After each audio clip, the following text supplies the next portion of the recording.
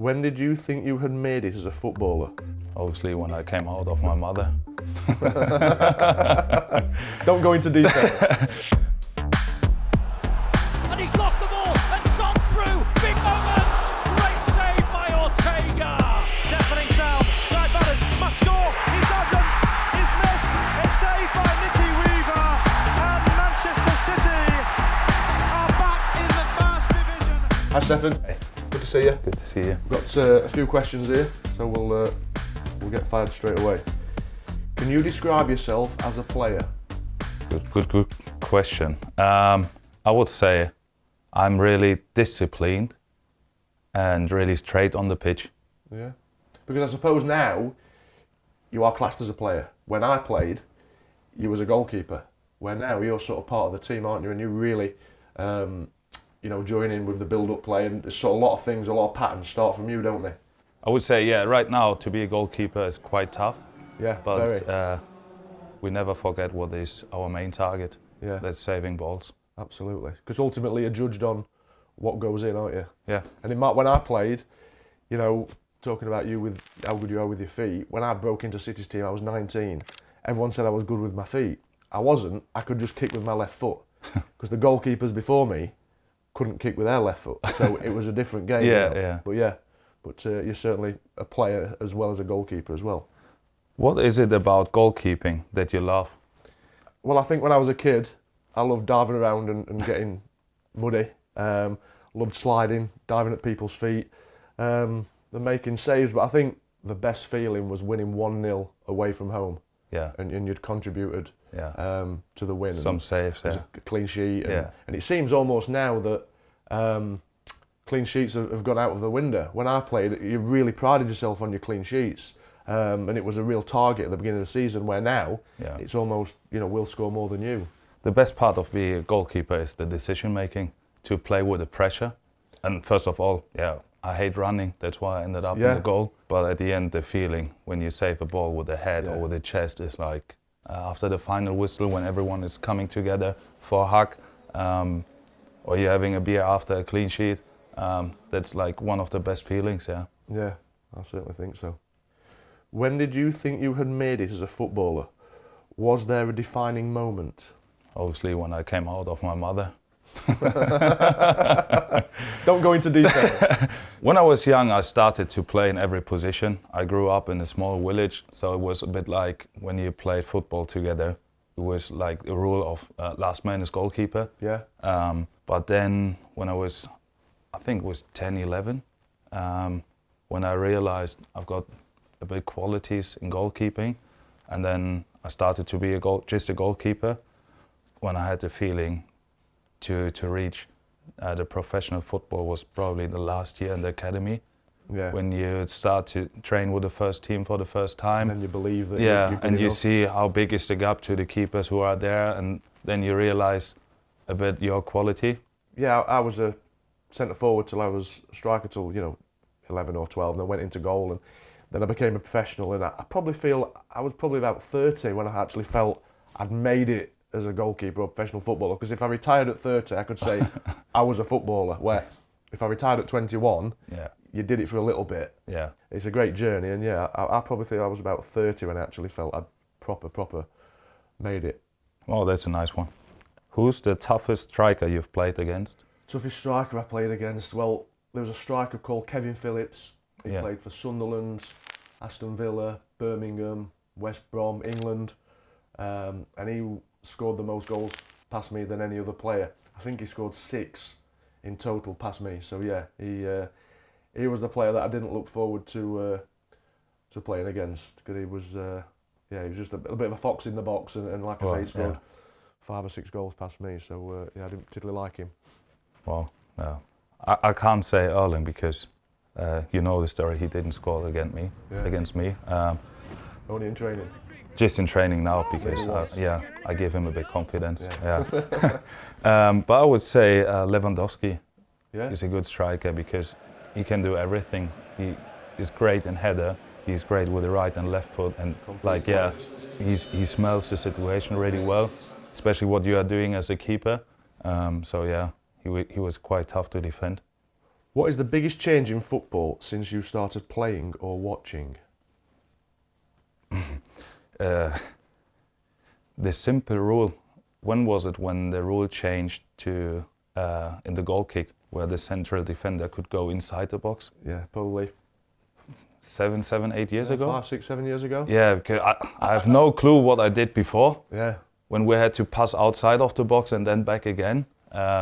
This is probably much easier for us now in the build-up. Well, it gives you that little bit of time, doesn't it? Yeah, yeah. Where before the centre-backs had Yeah, it come was a and stand. long range to pass, Yeah, and the then pressure was higher than now. Because I remember when they started this rule in Germany, we started to do the goal kick that I chipped the ball to the centre-back and he just headed the ball back. Yeah. And after this game, because the other keeper, he did it 20 times in the game, me as well, after it was in the second league with my former team.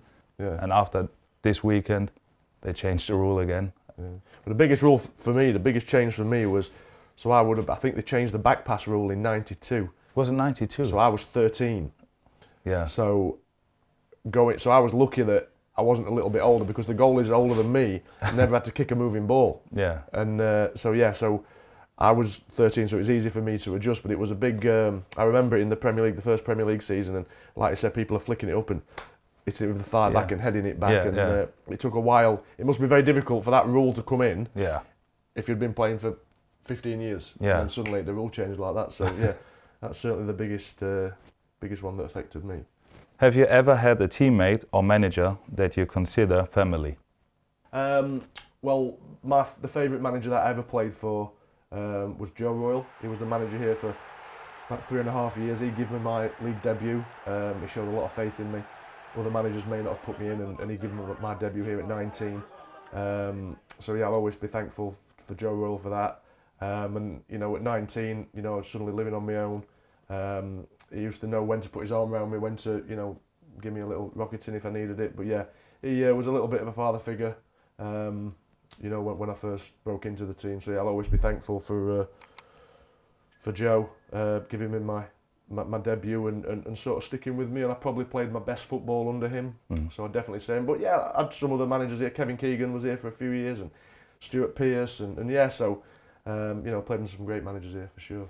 Yeah, in terms of Manchester City, of course, I'm here almost 3 years now, and this goalkeeper crew, what we have, is really special, especially with the goalkeeper coaches as well, because they have really good qualities in bringing you better, but human being they're top as well. So it was from day one as well, like, okay, I can be the person who I am.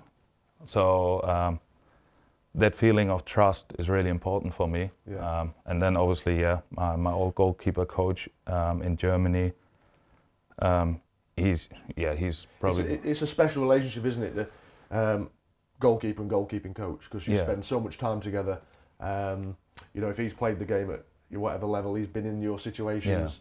And a lot of managers, I'm not sure what Pep's like, you'll have obviously more insight than myself, but a lot of managers just expect you to save everything, and you know, I call them keeper bashers. But yeah, where the goalkeeping coaches have got a lot more understanding.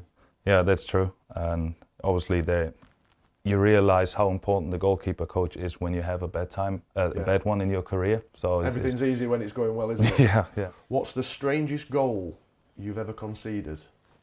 Normally I forget every goal which I concede. Which is not a bad thing.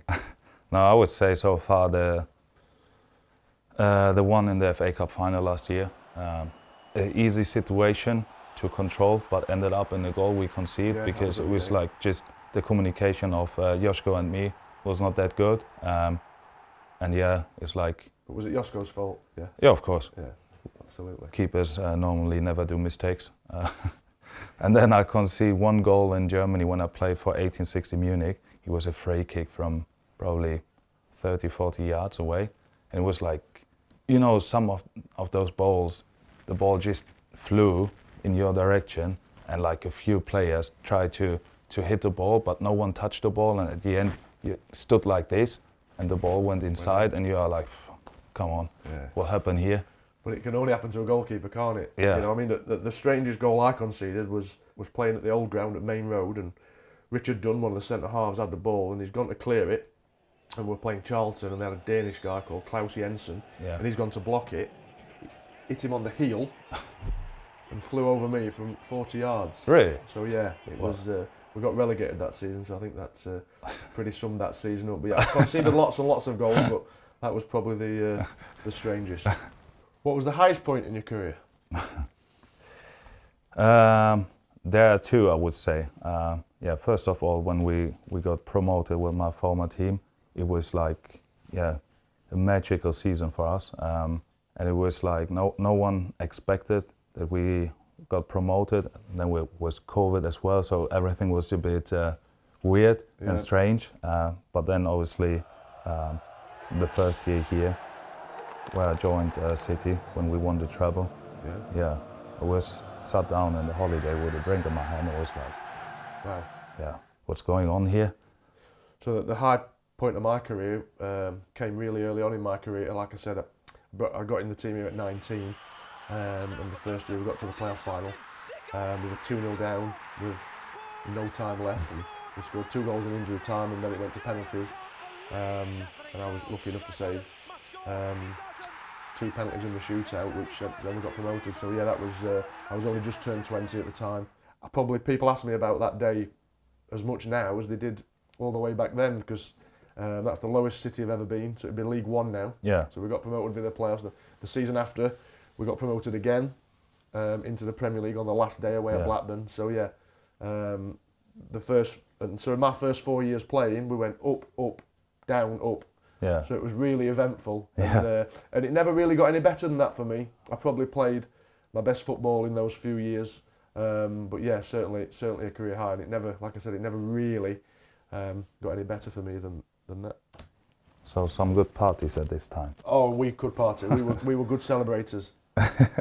Do you think you could play in my team? I'd like to. Goalkeeping's completely different. Listen, I was very lucky to play for City. I played in the Premier League for City, played in lots of games, over 200 games for City, but I don't think I'd have been quite at the level that you guys are at. But it was a different era then, so maybe if I'd have been brought up in that era, maybe it certainly would be a pleasure to play in your team. Yeah, to be fair, to play in this team is quite easy because you have so many good footballers. Especially in the build-up, everyone wants the ball. It's like if you get the ball and you feel the pressure, you know exactly after, okay, at least I have 2 options or 3 options and where I can pass the ball. Yeah, and you're giving it to top international players. yeah. So you can trust that makes them. quite They trust easy. You. Yeah, I'm not sure if I could play in the 90s or beginning of the 2000s because the opinion on goalkeepers was so different, because I'm not the tallest goalkeeper, and this is always like on my side, and I don't understand, because at the end as a keeper you have to be good or you are bad. Doesn't matter how old, how fat you are, how slim you are, you have to be good. Yeah. It's a bit of a conception that stuck from the 90s when Peter Schmeichel and David Seaman, Jens Lehmann and Oliver Kahn and Manuel Neuer, all these brilliant goalkeepers, they were all giants and everyone wanted a massive goalkeeper. But I think that narrative's gone now, and it's more about the quality rather than the size of someone. Yeah, that's true. But yeah, it's been great to sit down with you, Thank Stefan. you very much. Lovely to meet you. Yeah, maybe we have to go to English pub one day to spend a bit more time together. You can get the first ones in and I'll get the next 6 in.